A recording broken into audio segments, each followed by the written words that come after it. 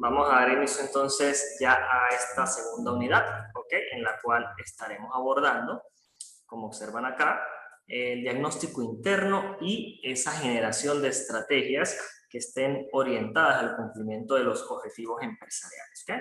Como siempre, un gusto saludarles. Espero que sea grato el encuentro de la tarde de hoy. Cualquier duda, inquietud, ya saben que pueden levantar la mano. Con mucho gusto yo les doy el derecho de palabra o por el chat. También pueden escribir sus dudas, comentarios o sugerencias. Ok, hasta el momento tenemos ya el conocimiento inicial o general de la organización y hemos hecho un diagnóstico externo aplicando esa auditoría externa. Ok, veamos ahora cómo nosotros podemos lograr obtener lo que conocemos como fortalezas y debilidades, es decir, esos dos aspectos internos que tienen todas las organizaciones en su manejo, ¿verdad? Y que claramente ya estos factores sí van a depender de la estructura organizacional y de la estructura gerencial, de la estructura financiera que tienen cada una de esas empresas. Es decir, que dependen claramente de la toma de decisiones que se lleve a cabo en cada una de esas organizaciones. ¿Okay? Veamos entonces el diagnóstico interno como una fase para nosotros entender dónde nos encontramos, ¿verdad? Desde las fortalezas y las debilidades. Para ello nos vamos a apoyar también del índice de percepción del cliente, como veníamos trabajando, ¿verdad? El IPC, pero en este caso vamos entonces a realizar un IPC interno, es decir, los trabajadores. Ahora nos vamos a ir a la percepción que tienen los trabajadores con respecto a factores relevantes claves de éxito. Bien, porque ya tenemos un IPC externo, que eran los clientes, ¿verdad? Habíamos concluido y desde allí obteníamos factores. Ahora vamos a lo interno. ¿Qué piensan o cómo se sienten nuestros trabajadores al llevar a cabo cada uno de esos procesos que se estructuran en la organización? ¿Okay? Entonces, en eso va a consistir la fase. Generalmente, ¿verdad? O teóricamente, nosotros podemos ver ciertas áreas claves que son las que generalmente debemos tomar en cuenta para medir ese IPC de los trabajadores. Por ejemplo, la flexibilidad. Todos los trabajadores pues opinan, ¿verdad? O pueden tener más ventajas o desventajas desde lo que es la flexibilidad gerencial. Pero ¿qué es para nosotros la flexibilidad gerencial? No podemos tomarlo como un libertinaje, sino simplemente es como ese grado en que las personas que participan de mi organización perciben una cantidad moderada o muy inclinada de restricciones en la forma en que realizan sus operaciones, en la forma en que ejecutan el trabajo. Hay empresas en que son más flexibles y hay empresas en las que esa flexibilidad es mucho más rígida. Sin embargo, en esta nueva era, ¿verdad? La gerencia se ha trasladado a la modalidad de teletrabajo, un trabajo remoto. Entonces, allí estos niveles de flexibilidad han tenido que aumentar en todo el tipo de organizaciones, en todas aquellas empresas que quieren seguirse manteniendo en el mercado, porque básicamente sabemos que el control se deslinda o tiende a ser un poco más riguroso para poder realmente nosotros decir, mire, fíjese, este trabajador está cumpliendo a cabalidad las actividades o no. Y entonces nos apoyamos desde ciertas aplicaciones que se instalan en el computador y que nos dicen de cierta manera, bueno, el trabajador sí está cumpliendo, el trabajador está conectado, el trabajador ingresa a páginas que no debería en el horario laboral y otros factores relevantes. ¿Okay? Pero fíjense cómo estos niveles de flexibilidad en las empresas que a lo mejor eran muy rígidas han tenido que ampliarlo, han tenido que nivelarlo, sobre todo cuando han aplicado esa modalidad de teletrabajo o trabajo remoto, por supuesto, gracias a esta situación de pandemia que estamos viviendo. ¿Okay? Entonces, cuando nos vamos al segundo factor es la responsabilidad. Entonces, la responsabilidad es otra cosa que lo mismo, un grado, ¿verdad? Que yo le voy a otorgar a mis trabajadores en función de libertad para toma de decisiones al momento de generar un proceso o un procedimiento. Por ejemplo, si es un trabajador de ventas y yo le estoy otorgando la libertad de que él genere un descuento a un cliente, ahí hay responsabilidad. Porque si ese trabajador genera un descuento excesivo y realmente termina otorgando una pérdida a la organización, él es el responsable. Pero también esta responsabilidad va inherente a la descripción de cargos. Es decir, ¿Qué responsabilidades tengo yo con equipos, con dinero, con maquinaria? Entonces, si se daña cierto equipo, responde el trabajador. Si se pierde cierto equipo, responde el trabajador. Por supuesto que debe existir lo mismo, flexibilidad para presentar, porque hay equipos que se pueden dañar, es normal, pero el trabajador debe ser responsable también de ir notificando las fallas, ¿verdad? O de monitorear el desempeño de ese equipo, esa máquina o esa cantidad de dinero en específico. Entonces, a esos son los grados de responsabilidad que podemos trabajar en este IPC.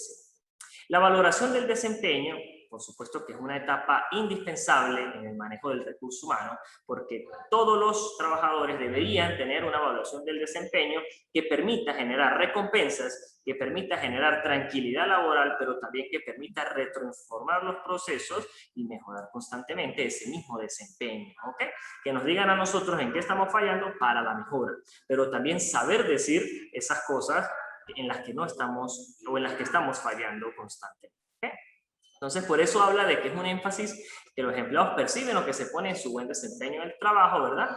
Y que es importante que esta evaluación del desempeño, sea la modalidad que sea aplicada, se base en metas realistas, retadoras y objetivas. Lo que hablábamos en las clases anteriores. Yo no puedo colocar misión, visión, ¿verdad? Que no son realistas y que a fin de cuentas el trabajador no las va a cumplir porque somos conscientes que no las va a cumplir y realmente lo que va a ocasionar es desmotivación en el trabajador. Y por supuesto ustedes ya en la unidad número 3 van a estudiar a profundidad este tema de motivación y se darán cuenta las graves consecuencias que tiene para el desempeño organizacional. Ok, vamos a las recompensas entonces. ¿Qué son las recompensas? Bueno, esas bonificaciones que se otorgan a un trabajador por el trabajo bien hecho. Si lo analizamos desde la perspectiva de la nueva normalidad, nos damos cuenta que además de las circunstancias económicas que puede atravesar un país, en los cuales a veces, las recompensas tienden a ser mucho más elevadas que el mismo sueldo para tratar de compensar o nivelar el estatus socioeconómico de los trabajadores, pues a veces existen recompensas por el buen desempeño, por esa misma valoración del desempeño y por el cumplimiento de objetivos y metas que fueron realistas y que el empleado logró adquirir. Entonces es importante medir qué grado, qué nivel de recompensas tiene la organización. Estas recompensas no necesariamente tienen que ser monetarias. Tenemos recompensas no monetarias, como a veces veíamos comúnmente colocar el trabajador del mes, otorgarnos un obsequio, dar ciertos beneficios dentro de los productos de la misma organización. Entonces, de esa manera también podemos otorgar recompensas. Claridad en la tarea. Entonces, hay trabajadores que tienden a considerar que no son muy claras las instrucciones de los procesos que deben llevar a cabo y que, pues, debido a esa circunstancia, generan o su desempeño es negativo. Entonces, es importante por eso que la normalización de las tareas existe en todas las organizaciones. ¿Mediante qué? Sistemas y procedimientos, es decir, manuales. Por eso existen gran variedad de manuales y es más, se sugiere que exista un departamento de normas o de sistemas y procedimientos o de organización y métodos en esas empresas que nos permitan estandarizar o normalizar los procedimientos de tal manera que primero exista un manual de inducción, segundo, un manual de normas y procedimientos, ¿verdad?, que oriente al trabajador hacia qué debo hacer, cómo lo debo hacer y si tengo una duda, a quién recurrir. ¿Okay? Entonces, a eso nos dice flujo de trabajo, procedimientos claramente definidos, no dejar espacios o lagunas mentales, ni tampoco procesos que generen confusión en el trabajador. ¿Okay? Y el espíritu del trabajo, que por supuesto va indicado al grado en que esas personas van a sentir orgullo o pertenencia a la organización. Cuando te dicen dónde trabajas, cómo lo mencionas, cómo lo reflejas, si realmente piensas que formas parte intrínseca de esa organización.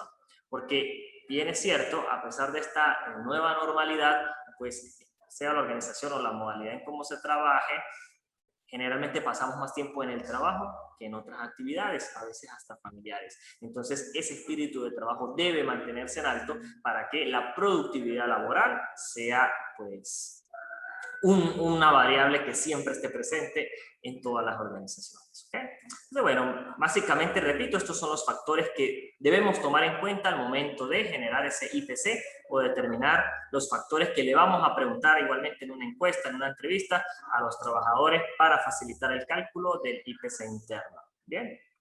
Tenemos algún ejemplo ya mucho más segmentado. Por ejemplo, la dimensión se llama flexibilidad, ya la veíamos, ¿verdad?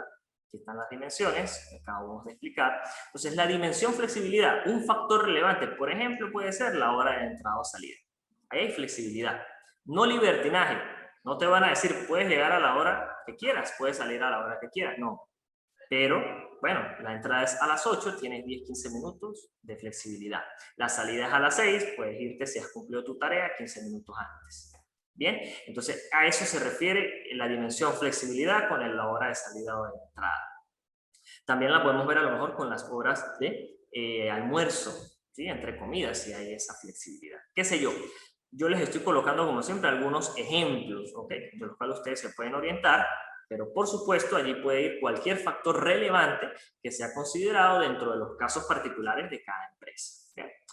Responsabilidad, entonces, participación en la toma de decisiones, lo que les decía, ese grado de libertad, en este caso sí es libertad, que otorga la gerencia a ciertos trabajadores para la toma de decisiones. ¿Bien? Entonces, ¿qué tan amplia es esa participación en la toma de decisiones? Valoración del desempeño puede ser el reconocimiento del desempeño por parte del jefe inmediato. Lo que les decía, ¿ok? A lo mejor que te digan, bueno, te voy a dar un día libre porque lo hiciste muy bien, te celebren el día del cumpleañero del mes. Entonces, que te den, ¿verdad? Realmente esa valoración por el buen desempeño que has llevado en un periodo determinado. Recompensas son beneficios económicos por un trabajo bien hecho. Fíjense que es particular. Por ejemplo, en esta empresa son beneficios económicos. En otras pueden ser beneficios no monetarios por un trabajo bien hecho también. ¿Ok? Porque les repito, es una recompensa. Así que generalmente asociamos las recompensas con dinero.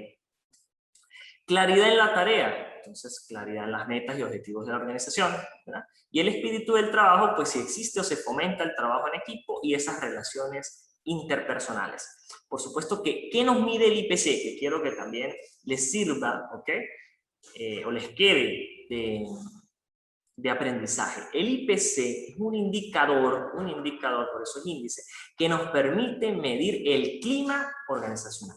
Cuando ustedes estén haciendo un trabajo de clima organizacional, sea académicamente, ¿verdad? O empresarialmente, y nos dicen, ¿cómo puedo medir yo el clima organizacional? Esta herramienta que les estoy enseñando es un indicador de clima organizacional. El resultado me dice si realmente el clima organizacional es estable, si el clima organizacional es crítico, si es diferenciador. Bien, entonces es una herramienta excelente, sencilla, sustentada, tiene su metodología y que nos permite entonces determinar cuantitativamente cómo es el clima organizacional. ¿Okay? Entonces fíjense, aquí pues encontramos igual los intervalos del IPC, los mismos que utilizamos en la clase anterior, bueno, para saber si es crítico, estable, diferenciador o si ese clima organizacional maneja o es una ventaja competitiva. Bien, del mismo modo nos va a otorgar si eso representa una fortaleza mayor, una fortaleza menor, una debilidad menor o una debilidad mayor. ¿Ok? Vamos ahora con la evaluación de esas variables internas. ¿Ok? Entonces, al nosotros estudiar las diferentes áreas, ¿okay? De la organización, recordemos que aquí estamos haciendo auditoría interna, entonces ya vamos a las áreas generales que debería tener o que maneja toda organización. Y precisamente, pues nosotros deberíamos medir la parte estratégica, aparte de las estrategias, ¿verdad? Es decir, donde nosotros vamos a evaluar el actual direccionamiento estratégico de la empresa. Es decir, la empresa tendrá misión, cuenta con visión, con objetivos, con metas, está orientada estratégicamente hacia dónde quiere ir. Eso es una dimensión o un área que tenemos que evaluar en todas las empresas. Segunda, la estructura. ¿A qué habla? El nivel de formalización, lo que les hablaba. ¿Qué tan normalizados están los procesos en esa empresa? Entonces, manuales, existencia de manuales, existencia de inducciones, ya no sea a lo mejor muy documentado, pero si está la inducción, se cumple el proceso. El grado de especialización en las tareas, es decir, que en cada cargo exista un trabajador que cumpla el perfil profesional y profesiográfico para desempeñar esas funciones. Eso es muy importante. Que exista la toma de decisiones, ya sea centralizada o descentralizada, la jerarquía de autoridad mediante los niveles, es decir, en el organigrama, que esos niveles de comunicación sean fluidos realmente. Entonces, aquí evaluamos toda esa parte estructural de la empresa. Después los sistemas gerenciales, entonces allí vamos a medir bueno, todos todos aquellos que realmente hacen funcionar la organización.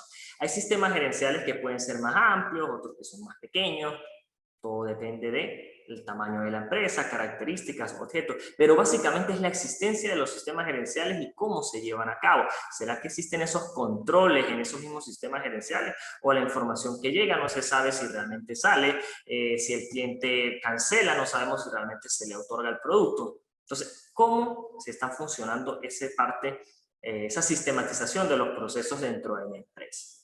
La parte de la cultura y los valores, ¿ok? La parte del personal, si hay beneficios del personal, si hay capacitación, cómo está la motivación, el clima organizacional, ¿ok? Después en la parte del conocimiento, si realmente, ¿verdad? Hay un nivel de conocimiento en las necesidades, en los gustos de los clientes, la rivalidad, que más o menos esto lo veíamos, ya lo hemos hecho, entonces podemos tomar información de allí.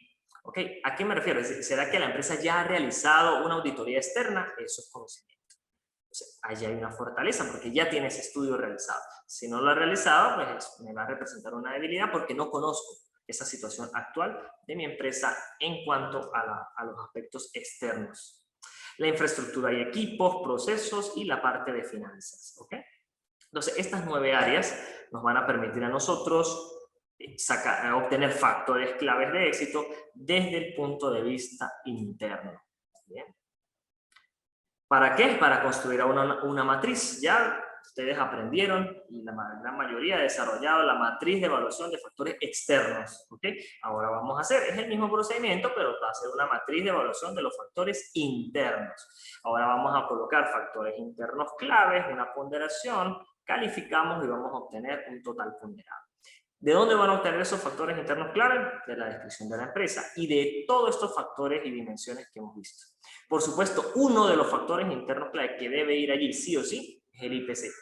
Tanto IPC interno como IPC externo, porque nosotros nos dimos cuenta en la clase anterior, en el tema anterior, que el IPC, a pesar de que es externo, genera conclusiones internas. Entonces yo lo tengo que tomar en cuenta como un factor interno clave. ¿Bien?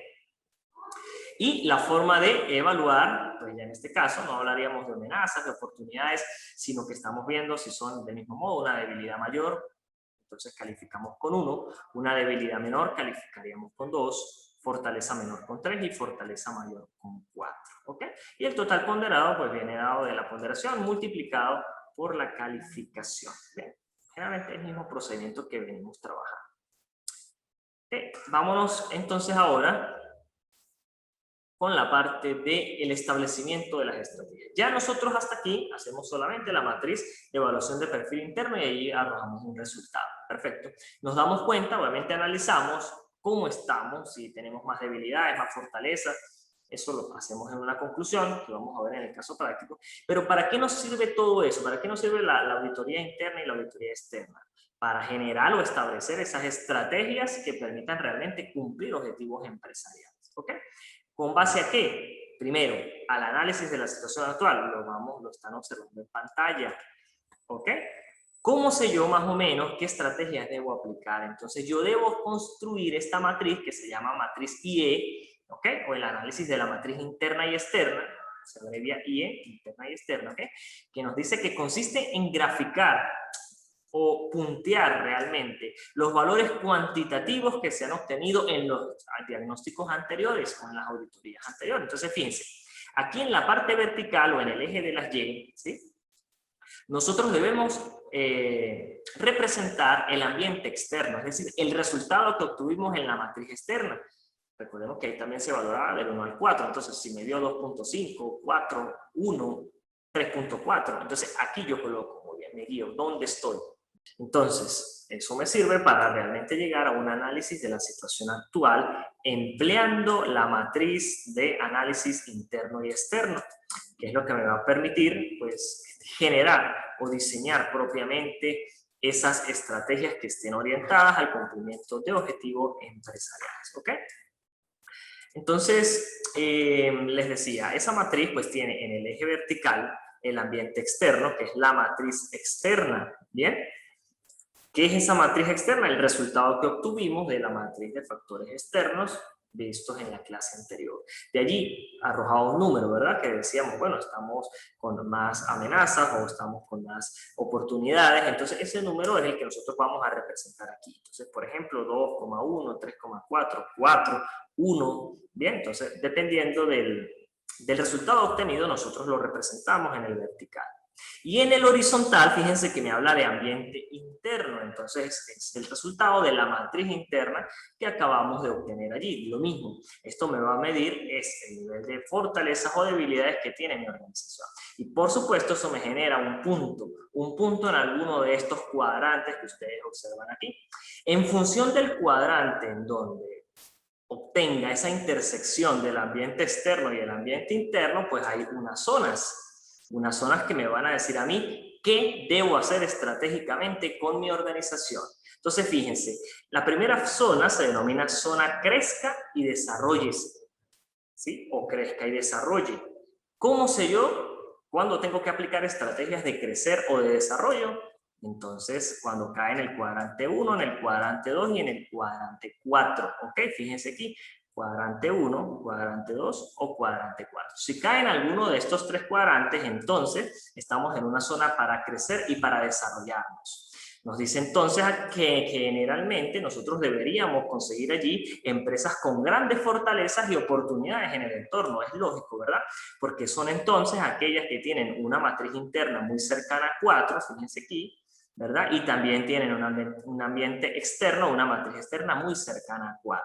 Entonces, concluimos que son aquellas empresas que tienen grandes fortalezas y también grandes oportunidades en ese entorno y que deben aplicar entonces estrategias que permitan crecer y desarrollarse.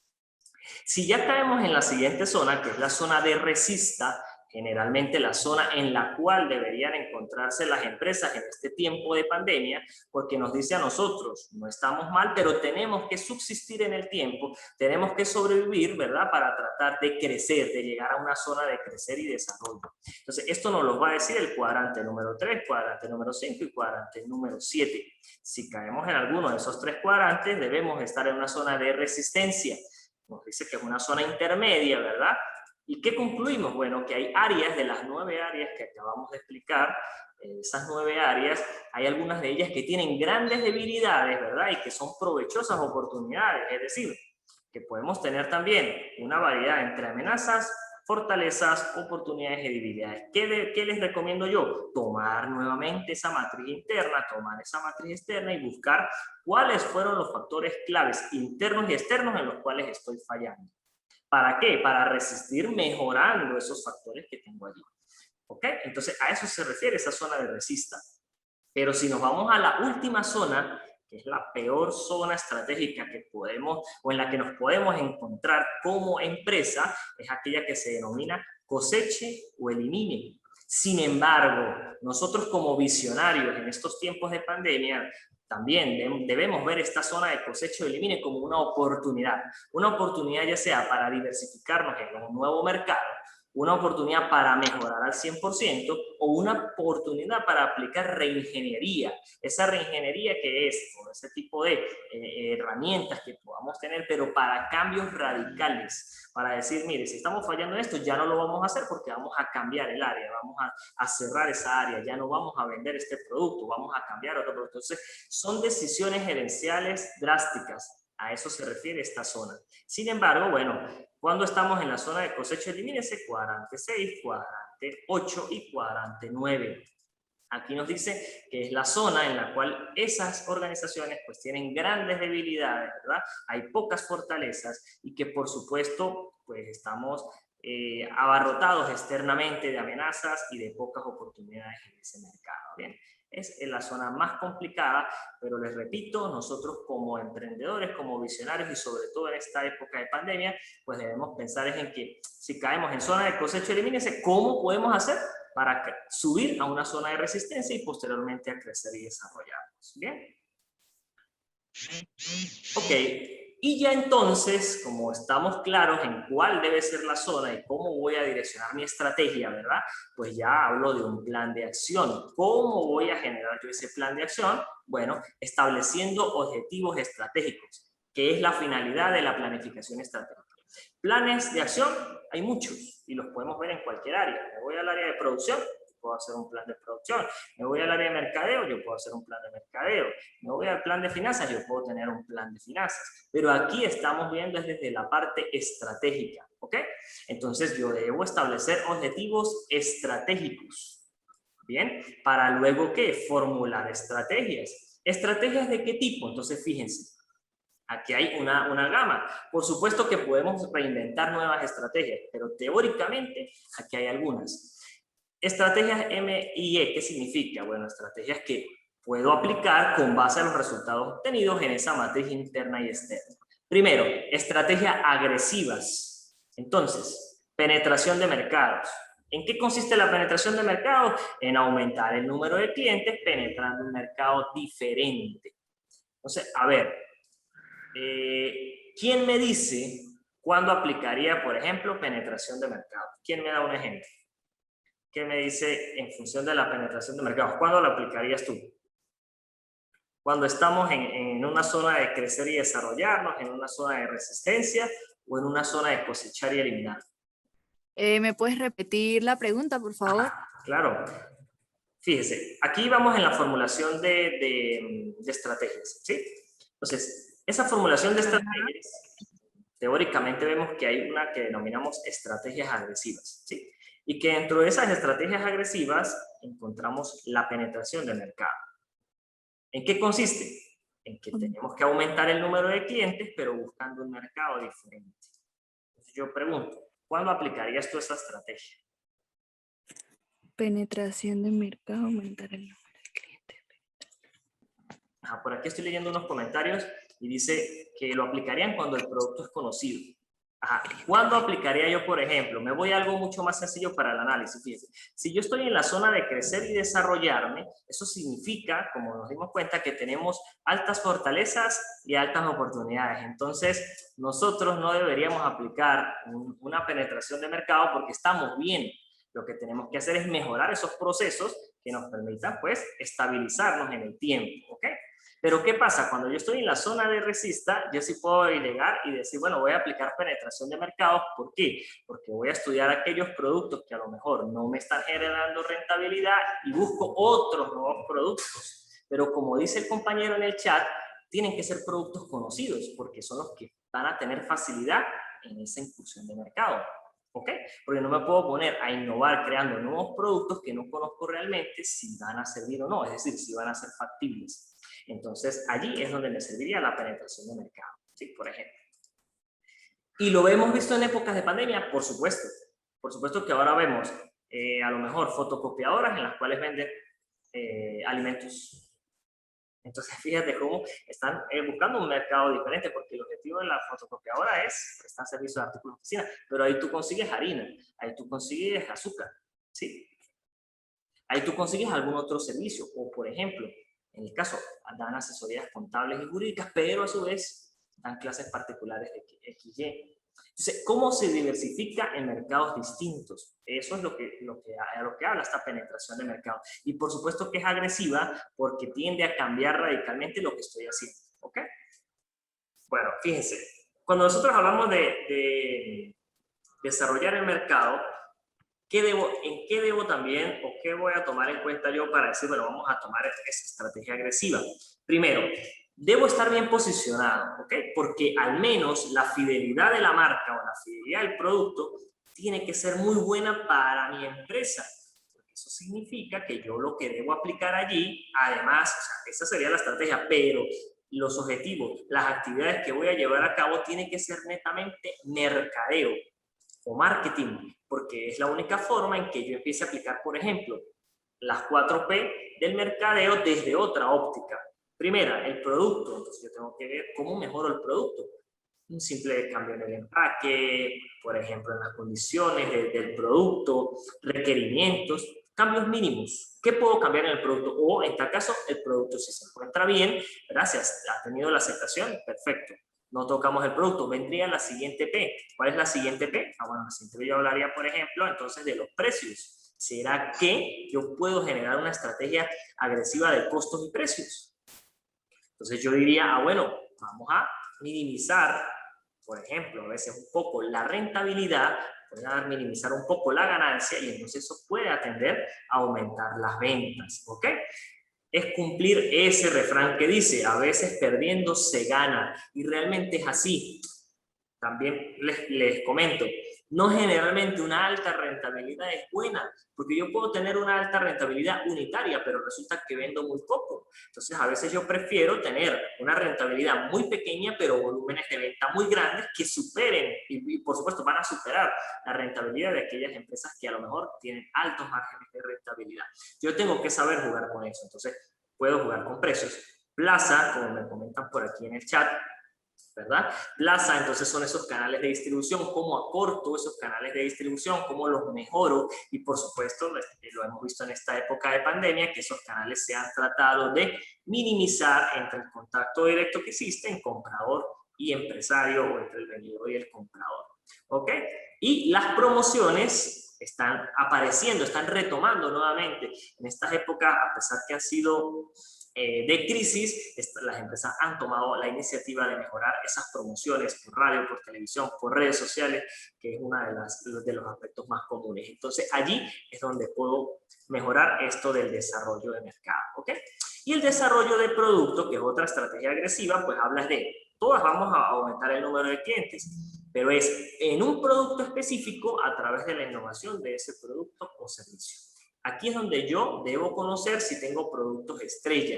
Es decir, este producto se vende porque se vende, ya sea que es un producto de primera necesidad o un producto que tiene una buena relación costo-beneficio. Entonces yo lo que hago es efectivamente buscar específicamente a ese producto es que le voy a aplicar las estrategias agresivas de mercadeo para aumentar las ventas, específicamente en un producto.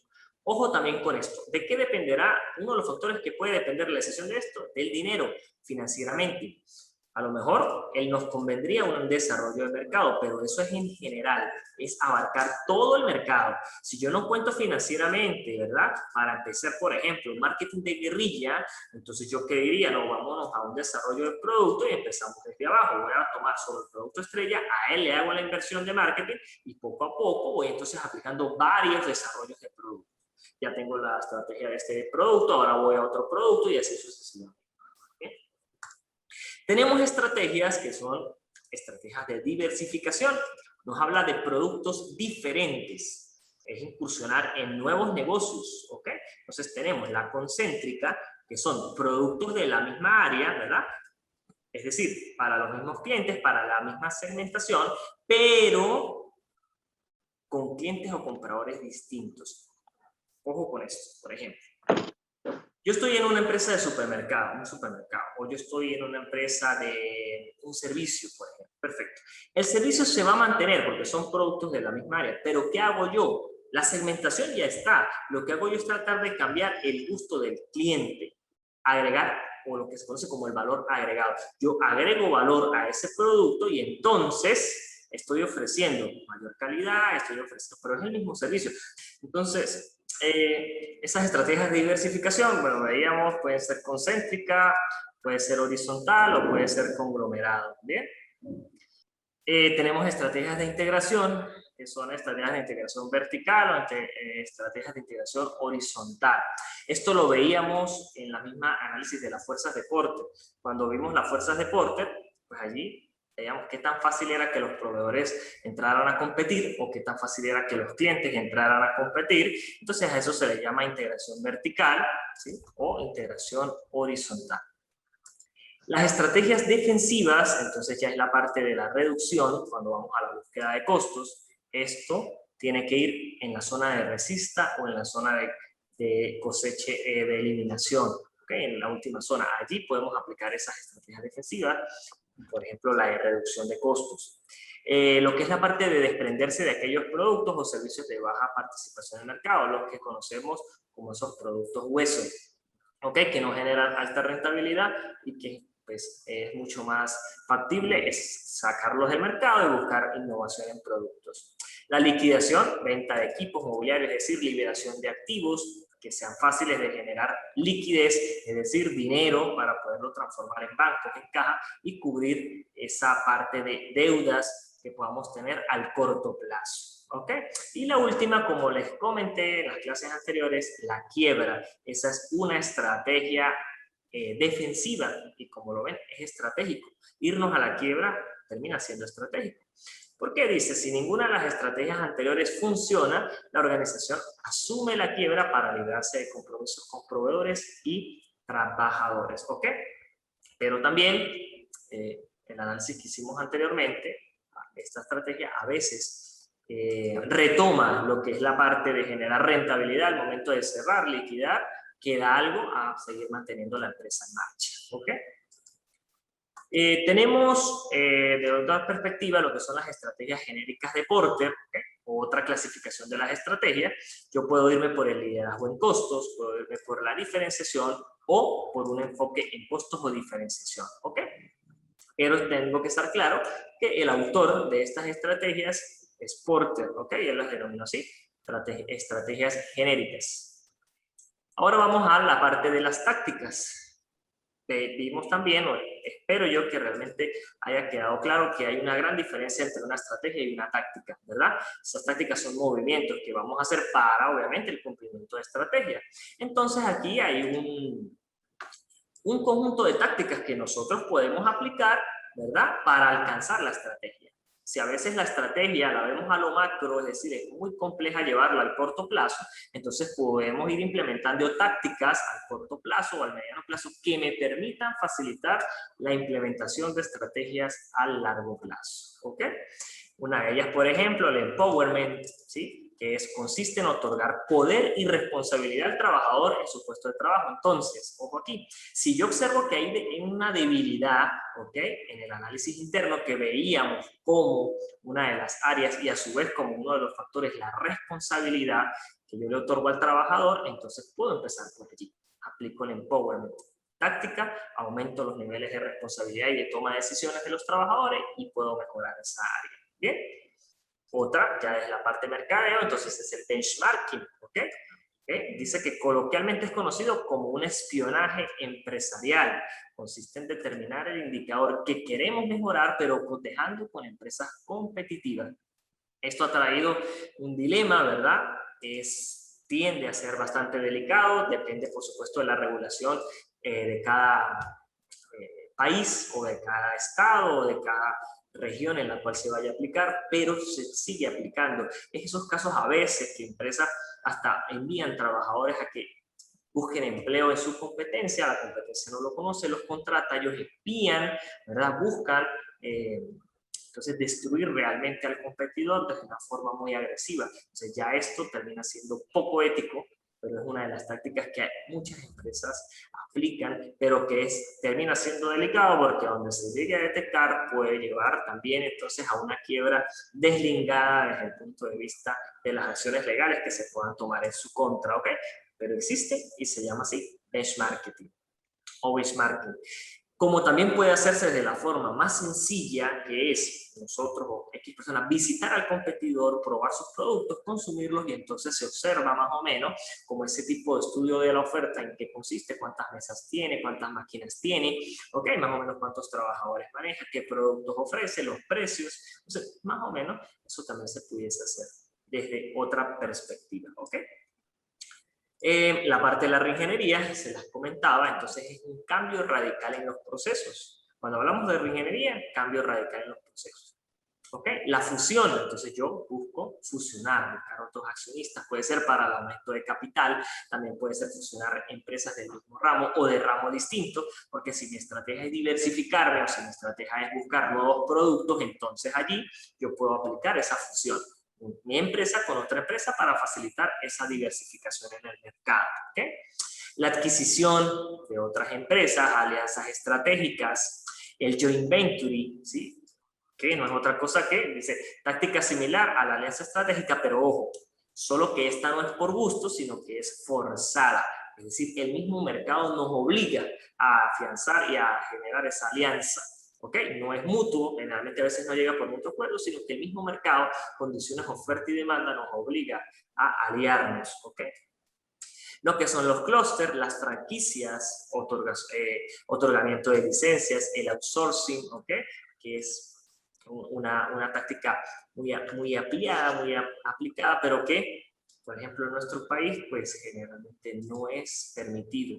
¿A qué se refiere ese outsourcing? Bueno, una tercerización, subcontratar empresas que generen otros servicios, por ejemplo, la limpieza. Entonces no tenemos personal de limpieza, sino contratamos una empresa que realice las funciones de limpieza en mi organización. Eso nos deslinda de toda relación laboral con esos trabajadores y nosotros lo que hacemos es simplemente cancelar un servicio. Como también la parte de asesoría jurídica, asesoría contable, terminarían siendo a veces outsourcing porque realmente no son trabajadores de nosotros, lo que hacemos es cancelar unos honorarios por prestación de servicio. ¿Ok? Y tenemos la parte del downsizing, que es la reestructuración, va a la parte de esa normalización, del área de normalización o estructura de normas y procedimientos, porque la idea es eliminar esos departamentos que ya no son necesarios, que realmente no están generando valor en los procesos y por supuesto esto nos va a traer una reducción en los costos. ¿Ok? Se recomienda posteriormente hacer un cronograma de actividades. Académicamente yo no se los voy a exigir en la tarea, en la actividad no se los voy a exigir, pero quiero que conozcan. ¿Por qué? Porque claro, si nosotros realmente no hacemos un cronograma de actividades, no estamos centrados en cuándo, cómo y con qué vamos a cumplir esas tácticas que nos permitan cumplir estrategias. ¿Ok? Entonces yo tengo que decir, mire, la primera semana se hace de esta manera, la segunda semana vamos a aplicar esto, y así sucesivamente por semana, qué tácticas y qué actividades vamos a llevar para posteriormente hacer un control y evaluación que no es otra cosa que indicadores que nos permitan ver el resultado de la propuesta de una franquicia, del outsourcing, del downsizing, del cluster, del joint venture, qué sé yo. ¿Ok? Entonces, bueno, eso es básicamente ya la parte de la estrategia y aquí vimos cómo podemos formular estrategias, cómo podemos aplicar tácticas, diferencia entre táctica y estrategia, plantear un cronograma y posteriormente control y evaluación. ¿Ok? Bien, ¿alguna pregunta? ¿O vamos bien? ¿Ok? Porque ya básicamente, ¿qué entonces nos queda o les quedaría ver el caso práctico? ¿Sí? En ese caso práctico, ¿qué tenemos que hacer? Bueno, lo mismo. De la empresa que ustedes están trabajando, la empresa que han venido trabajando, vamos a realizar ahora una auditoría interna y a su vez vamos a generar ese planteamiento de estrategia. ¿Ok? Como dispongo más o menos de 5 a 8 minutos para culminar el encuentro del día de hoy, quiero darles ese pequeño abreboca al caso práctico. ¿Okay? Cualquier otra duda, por supuesto que yo se las puedo atender, ya sea por WhatsApp, por el aula virtual, no tengo ningún inconveniente. Entonces, nosotros hemos venido trabajando con un caso práctico que se denomina ¿cómo? ¿Quién me acuerda? Porque el de la actividad se llama Super Express. En general. Pero nosotros en los encuentros tenemos un caso práctico, ese es como se denomina, ¿qué empresa es? Edison, gracias, es Motors, ¿verdad? Que es un taller mecánico que se dedica a la prestación de un servicio de reparación de carros, tiene un año limitativo, ¿verdad? De cierto año en adelante, que repara también, otorga esa parte de limpieza, de pintura y bueno, algunos otros servicios que él pudiese presentar. Entonces vamos a ir, voy a empezar a compartir pantalla nuevamente y vamos a observar cómo fue el resultado de ese diagnóstico interno para la empresa de Motors. ¿Ok? Entonces, bueno, aquí está la auditoría interna. Nuevamente tenemos la misma descripción que hemos observado en los encuentros anteriores. ¿Okay? No la voy a volver a leer. Ya más o menos tenemos la idea, ¿okay? De en qué consiste, pero ¿qué vamos a hacer en esta auditoría? ¿En qué consiste la auditoría interna? Bueno, primero hay que calcular ese IPC interno, analizamos el resultado, posteriormente identificar los factores internos clave que nos permitan elaborar la matriz de factores internos. Y eso es todo, ¿ok? Entonces, vamos con el IPC. Fíjense las tablas, cómo se manejan. Primero, tengo que hacer una evaluación de la importancia de los factores relevantes. Recordemos que el IPC es la sumatoria de cuando yo multiplico una ponderación por un desempeño, ¿verdad? Veíamos nosotros, multiplicar ponderación por desempeño, sumo todo eso y ahí obtengo un resultado. Luego me voy a los intervalos y digo, bueno, es estable, es crítico, es diferenciador o es una ventaja competitiva. Pero aquí, en la auditoría interna, yo tengo que desglosar, ¿verdad? Mucho más la ponderación y tengo que desglosar la parte de esa ese desempeño. Entonces, ¿qué hago yo? Coloco aquí FR, es factor relevante, lo pueden abreviar o lo pueden escribir completo. Y comienzo entonces, fíjense, a colocar allí cuáles son los factores relevantes. ¿Quién me lo va a decir? Las condiciones de la empresa. ¿De dónde los puedo sacar también? De las áreas que vimos, de los factores que les mostré. Entonces, por ejemplo, en este caso, seguridad en el área. Es importante, claro, porque recuerden que ellos están trabajando con herramientas, maquinaria, vehículos, entonces tienen que, es muy importante la parte de la seguridad en ese área de trabajo. Las relaciones laborales, la iluminación, la ventilación, la flexibilidad, el orden de las herramientas y la valoración del desempeño. Fíjense, algunos factores de los que hemos visto y otros que no, pero que son particulares y sirven, porque por supuesto están desde la perspectiva del participante. ¿Ok? Bien, y tenemos luego lo que es la parte de la evaluación del desempeño por factores relevantes. Lo mismo, tengo los factores relevantes, pero voy a evaluar el desempeño. Bien, entonces, ¿qué hago yo aquí rápidamente? Total de factor relevante es la sumatoria de todos esos factores. Sumatoria, por ejemplo, en este caso me da 33. ¿Cómo se obtiene el promedio? Entonces, yo voy a agarrar y voy a decir, bueno, el promedio es 33, ¿verdad? Pero dividido entre ¿cuánto? Entre 7 trabajadores, ¿cuánto es en promedio eso? Ese es el valor que tengo aquí. ¿Okay? La ponderación que me dice, bueno, 33 del total de la suma de todos estos factores relevantes. Ahí tengo una ponderación. ¿Bien? Ok, y luego el desempeño, entonces, ¿qué sería? Tengo el mismo total de frecuencia, pero hay un promedio. ¿Cómo saco ese promedio? Lo mismo, 28 entre 7, obtengo un promedio. ¿De dónde voy a obtener el desempeño? Este sí se divide en 4, en este caso, o el promedio, entre 5. Siempre entre 5, porque 5 es lo máximo. Entonces sería 4 entre 5, 0,80. 1,57 entre 5, 0,31. Y así sucesivamente. ¿Qué hacemos ahora? Multiplicamos el desempeño por la ponderación, totalizamos y de ahí voy a obtener un índice de percepción del cliente interno que puedo analizar. ¿Ok? Perfecto. Hacemos nuestra matriz de factores internos clave, similar a lo que hemos visto. Bueno, voy a dar el recorrido rápido y les repito, con dudas los atiendo, me pueden escribir y con mucho gusto yo les atiendo todas las inquietudes. Bien, porque ya les expliqué los aspectos teóricos. Entonces revisen cómo se hizo porque el procedimiento es similar a lo que ya hemos visto. Entonces aquí obtengo un total ponderado, ¿verdad? Con eso termino la auditoría interna y me vengo entonces a generar las estrategias. ¿Eh? Entonces, ¿qué hago en las estrategias? Cruzo la matriz, matriz externa con matriz interna. Fíjense que aquí caímos en el cuadrante 6. Eso es crecer y desarrollarme. Entonces, estoy dentro de crecer y desarrollarme y creo el plan de acción. ¿Ve? Objetivos, estrategias o tácticas y mis indicadores. Y ahí tengo el plan de acción propuesto para entonces el cumplimiento de esos objetivos que me van a permitir a mí realmente hacer una matriz de OFA, por ejemplo, pero bien hecha, es decir, fundamentada, que estas fortalezas coinciden con todo lo que hemos visto en la auditoría interna y que estas oportunidades coinciden con todo lo que hemos visto en la auditoría externa. ¿Bien? Y de esa manera, pues ya termina el proceso de planificación estratégica en una organización. ¿Bien? Sí, es correcto. Todo esto lo tienen que hacer con SuperExpress. Bien, todo eso lo van a hacer con SuperExpress. Entonces, bueno, me tengo que despedir.